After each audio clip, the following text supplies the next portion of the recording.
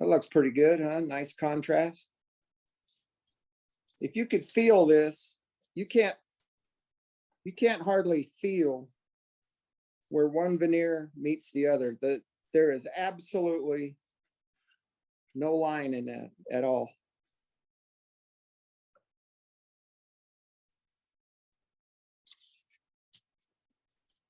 No gap. And I use a glue, it's called Unibond 800.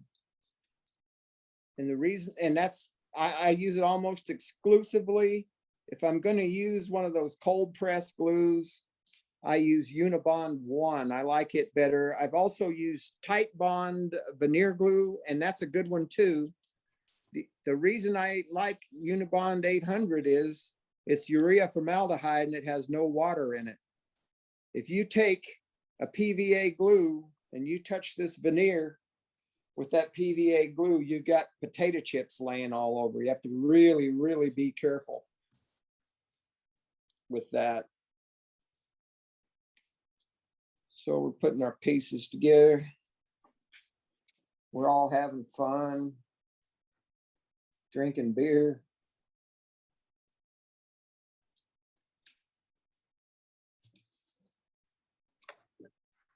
This one's so tight, it don't want to go down in there. So remember I told you to use the biggest chisel for the finest work. Just taking that veneer a little bit. If this had a lot of pieces, for instance, what I would do is from the back side, remember we do everything from the show side. Oh, I'm doing them upside. I couldn't tell if I was upside down or not from that. Okay, so this is the back side.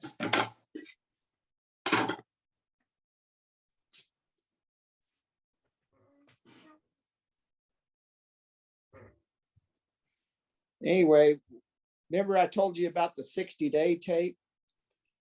This is where that would come in. I want to put something down to hold it.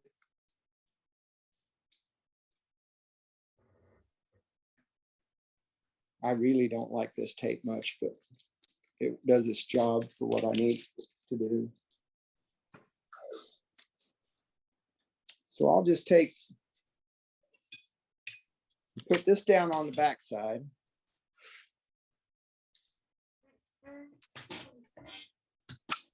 And see, when you're rebuilding your packet, this is what you do. You'll take your background, and when you've got a whole lot of different veneers, you'll go for your background. When you take that packet apart, you'll go for it first, because that's what you use to put everything together in.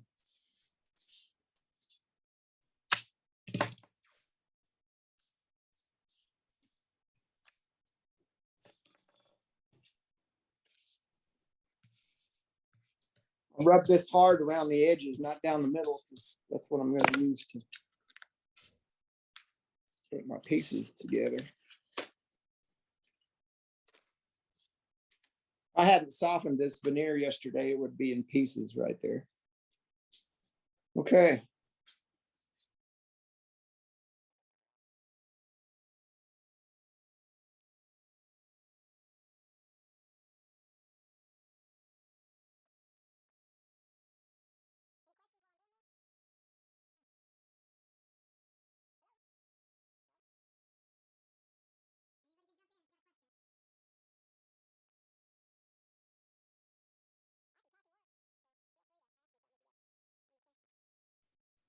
So you're going to take that tape off of the back before you glue it down, right? Yeah, right. So how are you going to do that and not have it all fall apart? Tape I'm it gonna from the front again? After I got it all together, that's a good question. After I got it all together, I put on the show side, which I guess this is, yeah, on the show side, after that's down, I tape this. This would be, if it was a very difficult, intricate little marquetry, I would put that gum tape I showed you on this after it's all right. together, okay? Gum tape is stronger than 60-day tape. So it would hold all my pieces. I got it all done. Then I would flip it over and I'd be able to peel this off. That gum tape dries, it's water activated, and it dries in just a couple of minutes. So I'd be able to do that. And will the edges of that gum tape leave marks on the veneers after you put it through your press?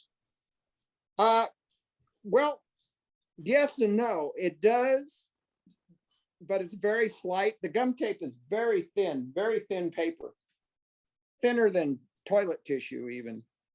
But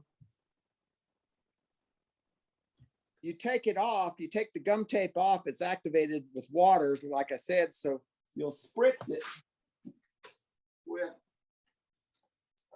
I got this from Great Clips. It's just a little water bottle. They were spritzing my hair and all that stuff, you know, while they're cutting it. And I said, where do you get those? And they said, oh, we sell them. So I got one. It's like $10, but has a real fine little mist. And you just spritz that old dry gum tape down after it comes out of the press, and it just starts releasing, you know, like hide does when you get water on it. So the gum tape is not like veneer tape. It is veneer tape. Gum tape is veneer. Okay. Now, a lot of people use that veneer tape that's got the holes in it. Yeah. I'd rather deal with a few lines here and there than I would, you know, 10,000 holes.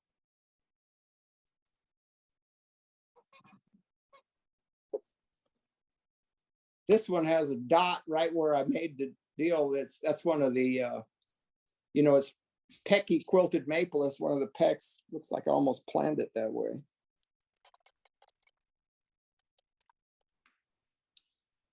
Okay. So again, this is the upside. Yeah, this is right side up. So I would put something this simple to glue it. I would just tape it up here. I wouldn't have to put anything on the bottom. I just did that to show you how, if you want to, you need it to hold things, okay? But these would be ready to glue up. I have in the past done duplicates like this, just with 2 pieces, and I'll put this one on the top of the box, then I'll have the same exact thing, a mirror image under the lid. So when you lift it up, like initials, I did one for a gal that graduated medical school, and it had her initials on the front and the date, and then underneath was the same exact thing. So yeah, reverse image. But anyway, that's not bad. Six Texases in just a few minutes. Fairly cheap. Scrap veneer. All this tape will come off. In fact, where's that? I think this is gum tape. Yeah, it is. See how that, oh, I better put it right here. There was, see this white here? This so you said you softened this yesterday? Yeah, yesterday. So it's still a little bit damp then, right? No, I put paper on it, layers of newspaper print, blank newspaper print. And it dried it out. You don't want to soak it because it'll take forever to dry. In fact, you might ruin it. Okay, so can you see that? Let's see here. Right there. Can you see that white right there? That's actually gum tape right there. Oh. Veneer tape. Watch, it just disappears when I put just a little dab of water on it. Then you use a putty knife. I keep a putty knife razor sharp just to take that step up. This is a painter's tool, not a putty knife, but my putty knife's not laying where it's supposed to be. It's somewhere else right now. Yeah. Okay. So not too bad, huh? No, not at all. Very nice. For a first time marquetry. you go in the house, I don't know about Texas, that probably won't earn you any points, but if you go in the house with a flower or something like that, some simple thing. Silhouettes, get black and white photos of your kids or something, do silhouettes. That works real good too. When you Really? glue it down, you use a vacuum press? Yeah, I use a vacuum press. I have I built a vacuum table actually here just earlier part of this year. And if you've got the room and the money, you can't believe how much better it is. It's so much easier. I had a 5 foot by 6 foot bag, and I was making 4 foot tabletops, 2 foot by 4 foot. And I'm out here all by myself. I have no help. Hundreds of pieces of veneer, it's all taped down, but still it's got glue and everything else. It's trying to curl, it's trying to shift and all these things, trying to get it in a vacuum bag and hold the bag up at the same time. It's pretty difficult. This, I lift the lid, I put my motif together, the marquetry is ready to go.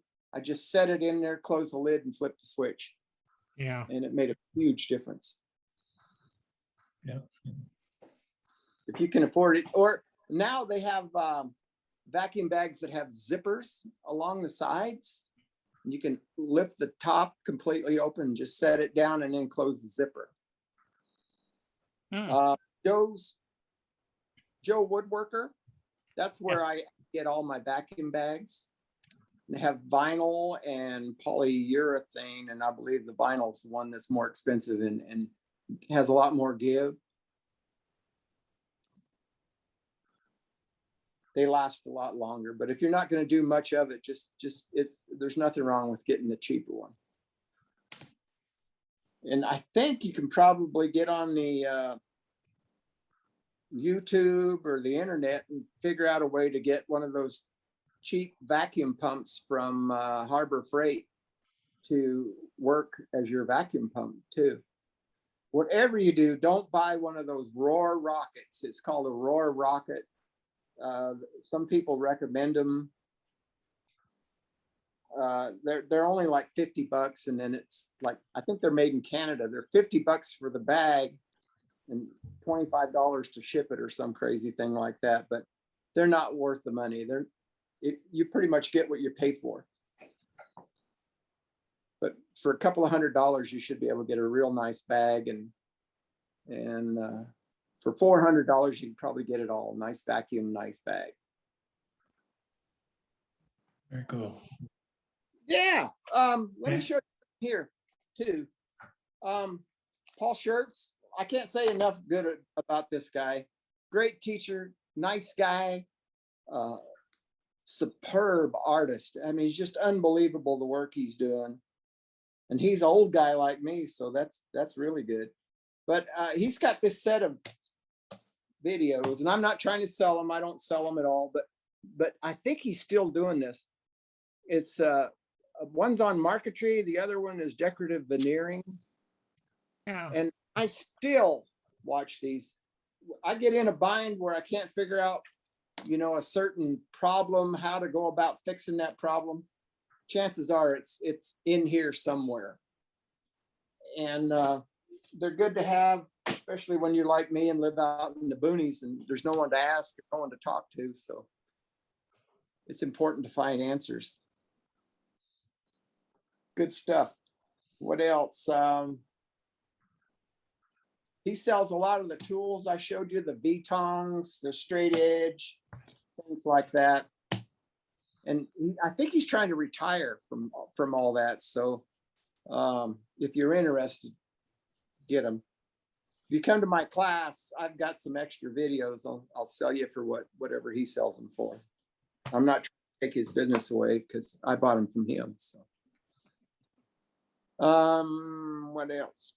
I've got a class coming up February 18th, 19th, and 20th.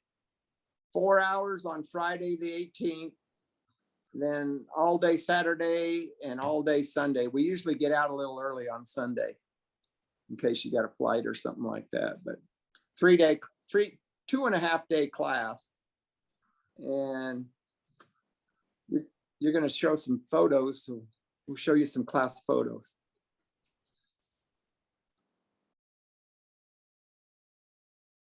Available, but here are the class pictures. So All that right. class there, these are the designs that they chose. And I bring all kinds of stuff and give you all kinds of ideas too, if if you can't think of anything you want to build. The lady there with the dog, that dog is just really getting old, and she knew she was going to have to put him down. So it was real important for her to make that dog. That was what was behind that. The two hummingbirds, a lot of people choose hummingbirds, but the two hummingbirds are from gentlemen that like that. The one on the far right there, that hummingbird is on that same Pecky quilted maple that I just showed you on here that we made one out of. That's the last of that. Let's see, the guy in the lower right, he likes geometric symbols and shapes and things like that. And he's gone on to do absolutely amazing work with that. The guy on the lower left, he that cartoon that he did is the actual very first marquetry I ever did, and I designed it myself, and he liked it so well that he did that on wenge and some dyed yellow, and I believe the black is ebony, but it stands out well against the wenge, I think. And we also learned sand shading. You see the rows above the guy on the lower left, the guy in the back left, not me. That rose, if you look at it, it has a lot of depth to it, and that's from sand shading. It's all the same veneer with the grains running different directions.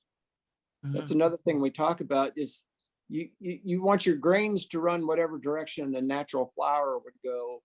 And you can do things with that. And then you do sand shading where you take sand and heat it up in a frying pan, and you just scorch the edges to give the flower some depth, where there would be shadows where one petal goes over top of another or something like that. He also sand shaded the leaves along the stem down the middle. And then he took just the blade, things you can do with the blade for those really fine cuts. He took just the blade and cut lines up, like a flower would have for veins, and then backed out of it. And then when he glued it up, it left these nice, perfect little dark lines going back and forth. The guy next to him to the right with the little bird sitting on the branch there, he had hell because he made it so small. You see how small that bird is? He really wanted to do it, and I told him, okay, I'll help you, but I suggest you don't do it. And at the end of the class, he said, you were absolutely right. I wish I hadn't have done it because it was too hard. He had all those tiny little pieces and everything. There wasn't a lot of pieces, but the pieces he had were very small, and it made it really difficult for somebody just starting out. Let's look at the next one. By the way, this is the old school that we got a new school now.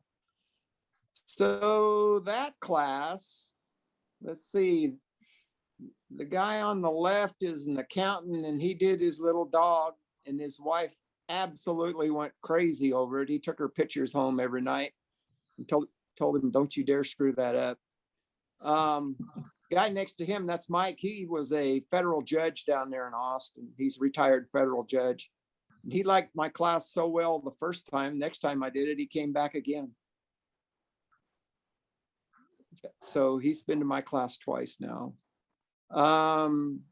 kind of a geometric flower design there. He brought with him, the guy next to him. That was a really nice piece. The guy next to him with the red rose, he used to be the head accountant for the Dallas Cowboys. He retired from there.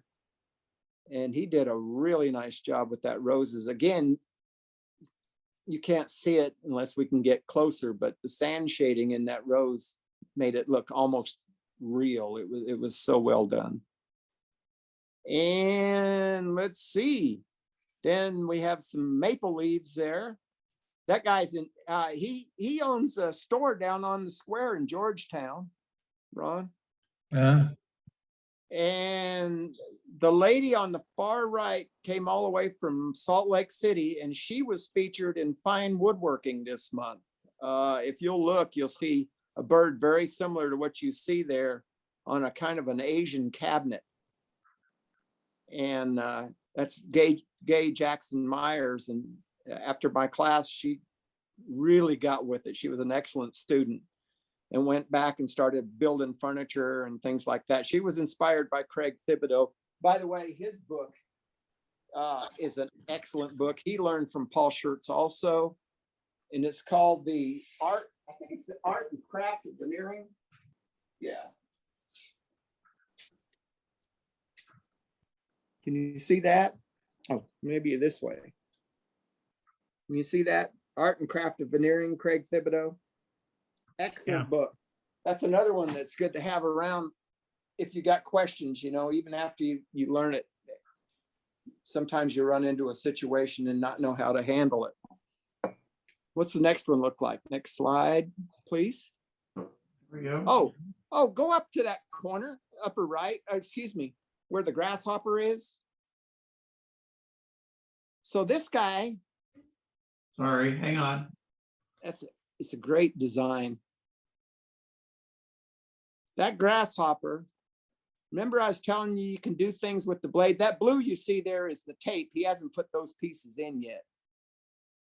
But, and another thing about that is, notice the background veneer.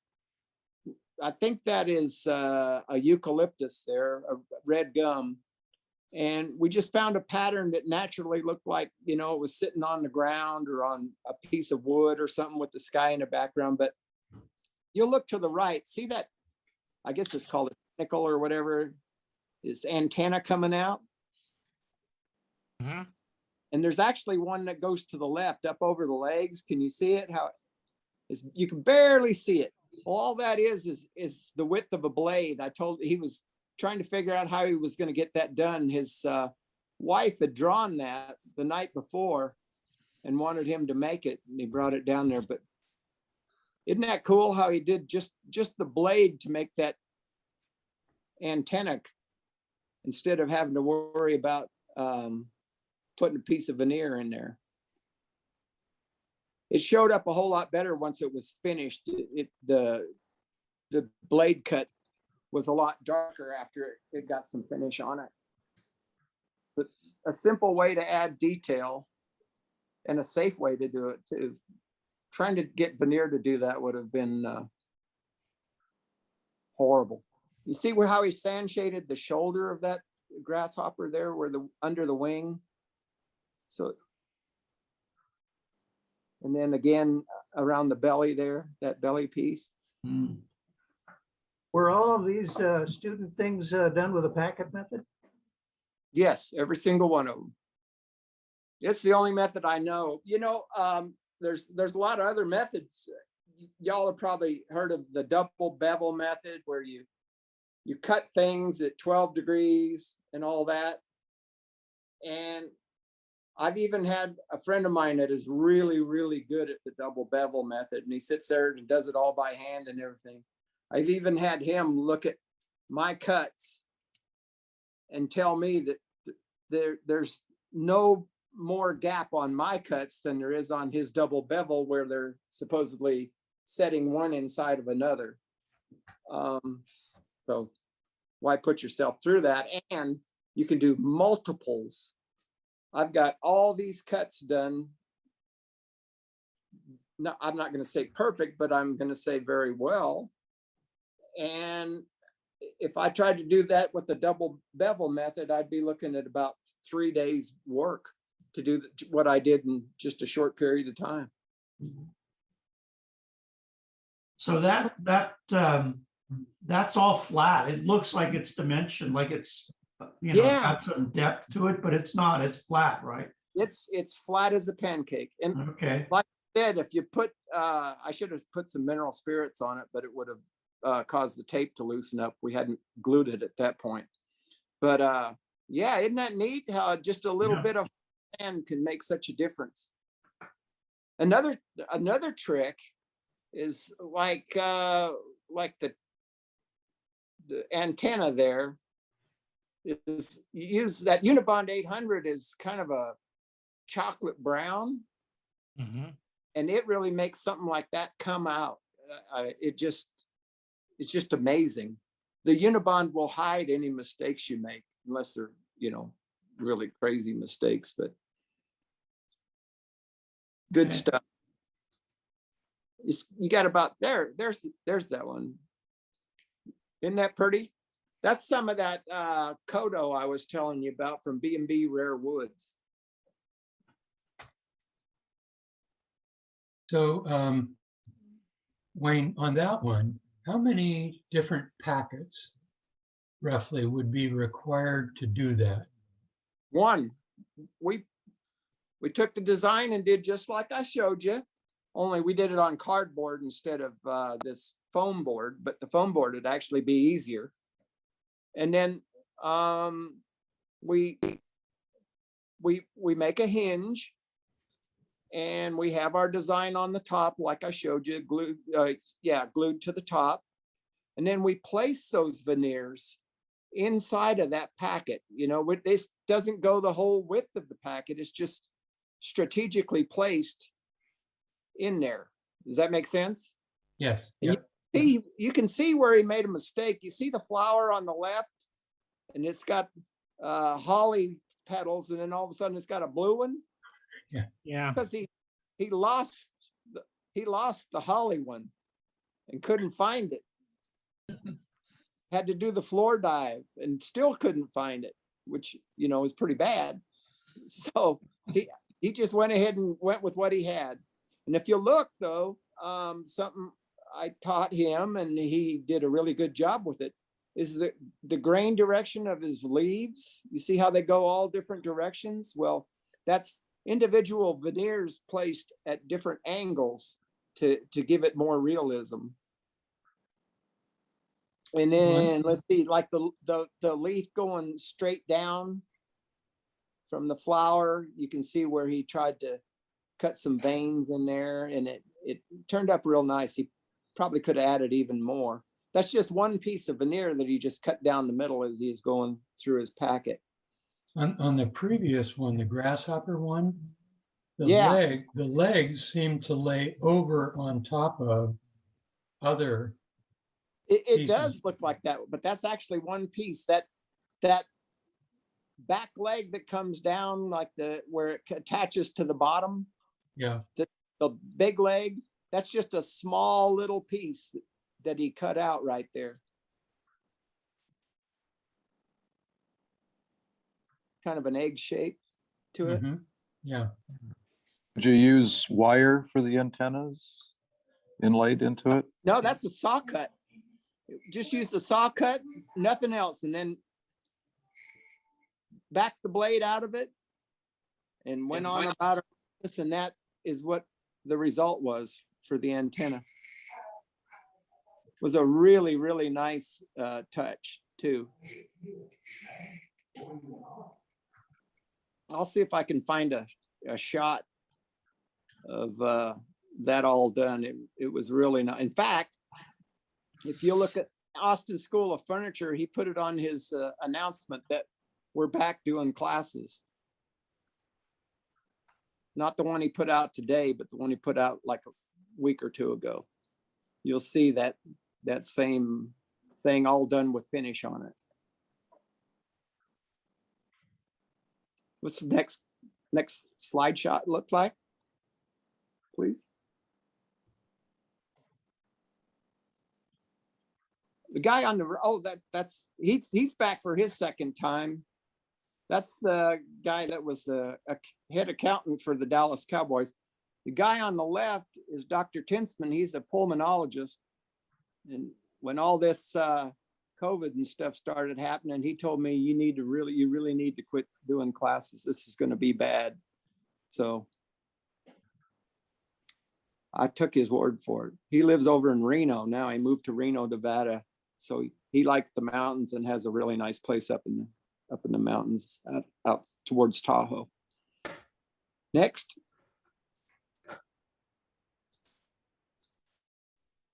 Last one. Okay. That little dog. We got the hamburger. Shota Yamaguchi did that. He showed me that design and I laughed. I thought, yeah, let's go for it. We'll get you some stuff. Always, let's see, I told you that contrast is more important than color. And I think I've already mentioned that we got some bird's eye maple to make a sesame seed bun out of that.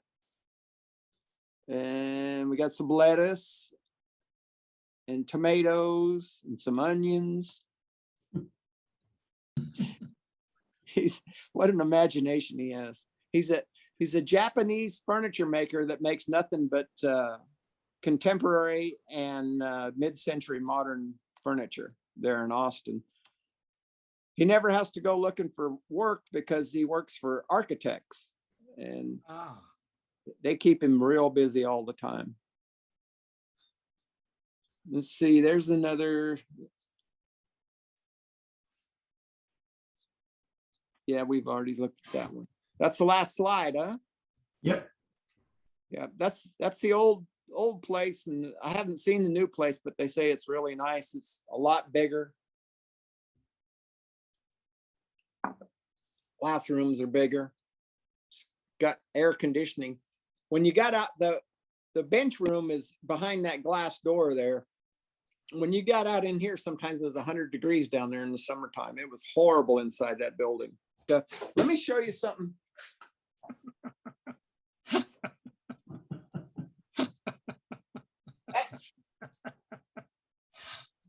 This is a cheap veneer saw.